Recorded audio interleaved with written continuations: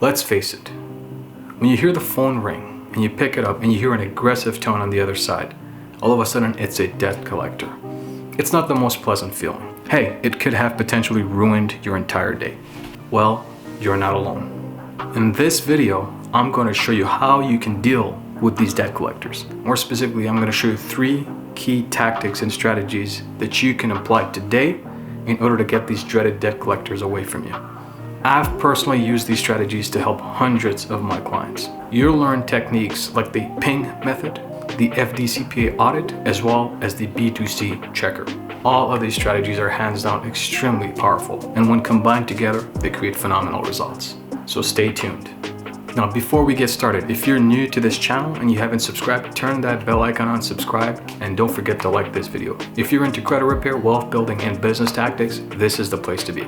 Without further ado, let's get right into it. First off, we have the ping method. This method is little known to a lot of individuals and financial professionals because it's never been heard. Fact of the matter is, it's quite ignored. The reason why it's such a powerful strategy is because it requires the debt collectors to be extremely cautious when communicating with you. When you first receive any type of communication, whether it be an email, a phone call, or even a physical letter, you will need to identify 3 specific things. First, before you even open the letter, you need to verify what's written on the envelope. If you notice any indication of a collection company or the word collection written on it, it's a violation of the Fdcpa. You need to take a picture of that envelope even before you open it and store it for later use. The second thing, which is obvious, what you need to do is open the envelope and start reading the entire letter. You'll need to be on the lookout for a few things here. Make sure that the information about the debt collection company is spelled out specifically as it needs to be. This includes their complete mailing address, their phone numbers, if they have a fax number, and of course, the person responsible for handling the account. If any critical pieces of that information is missing, you want to be able to note it down. Remember, it's important that all the details specifically related to that account is put on that letter. Next, make sure that you're reviewing the account-specific information that the collection agency is attempting to collect the money on. What happens here is that sometimes they forget to include the account-specific details. For example, they'll state that you owe an X amount of dollars to a bank, yet they won't tell you the specific account number. They'll not tell you how they acquired that debt. And what that does, it leaves you in a huge limbo. And if for a reason any critical specific information is missing, make sure you note it down. Why this is called the ping method is because you're taking information and pinging it to a letter that you'll be soon sending them. Let's move on to our second strategy, the Fdcpa audit. As you know, the Fdcpa stands for Fair Debt Collection Practices Act. In this technique, we're going to be stacking any evident debt collection violations against the collection agency. Now, most of you may think this is something difficult to do. I assure you, it isn't. Finding Fdcpa violations aren't complicated. We already did one at the beginning, even before opening the envelope.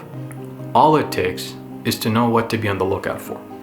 To help you, I'm going to give you a list of 3 most common Fdcpa violations to be on the lookout for.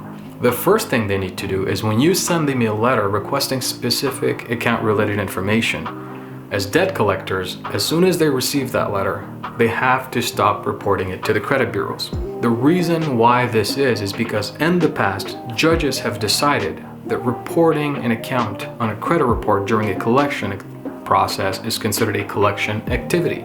The next Fdcpa violation is ignored by a lot of people, even professionals. Similar to reporting the information on your credit reports, we need to understand whether or not they even had the right to pull the information from you as an individual prior to even reporting. Does the collection agency that is attempting to collect the alleged debt have certified and authenticated permission from you as a consumer to be able to first pull the report and secondly even report the item? Does the collection agency have your certified approval in order to pull that report and let alone report it to the credit reporting agencies? This may not look like a typical debt collection violation, but if you pay close attention, when they first pulled your information, even before they reported, and even though they even haven't validated that information yet, what are they doing? They're violating the Fdcpa. And finally, our final Fdcpa violation to be on the lookout for. When a debt collector hints to you that if you don't pay this amount, they will report you to the credit bureaus, that's actually a misrepresentation. Not only is this illegal, but it violates the Fdcpa. If ever they indicate to you that they will report you negatively to the credit reporting agencies before this debt has been certified and 100% compliant to be accurate, they are not allowed to report it. And so claiming that they will put you in a negative status in your credit report is in fact illegal, and it violates the Fdcpa. Yet every day, these credit collection agencies are reporting these items negatively on thousands of customers. So once you've gone through and gathered at least these 3 violations, note them down and put it on your letter. This leads us to our final and last strategy for this video, the B2C checker. This strategy is tracking back at the collection agencies with a little known business strategy. We're attacking their business best practices. B2C simply stands for business to consumer. And like any business, they must follow the law. With that said, most collection agencies must be able to operate in your state legally, which means they have to be licensed. If anything, they have to be registered. So, let's verify how you can see if they're actually registered in your state. The first thing you want to do is head over to google.com. In the search box, type out the Secretary of your state business search. Once you've done that, you'll be redirected to a page where you can register a business or simply search for a business. After having completed your search, if you find no indication of that collection agency's information being registered in your state, we have a problem. If you find out that they aren't registered to operate in your state, feel free to take a snapshot of that search that you've just done and put it and paste it into your letter. There are some exemptions to this when it comes to state licensing for collectors. However, as a business, you still have to be registered in that state in order to deal with the customer. Which means in order to operate in your state and be able to interact with you or even do transactions with you, they have to be registered in your state. The final step to B2C checker is to verify whether they have the legal right to collect this alleged debt. And which one are you going to apply next? Leave it on the comment section below. Also, if you enjoyed this video, don't forget to give it a thumbs up. If you're new here, and once again, if you haven't subscribed, please subscribe and turn that bell icon on. This way, whenever there's a new video like this, you'll be first to be notified. Once again, this is Tarafdar, your guide and mentor. I'll see you next time. Bye for now.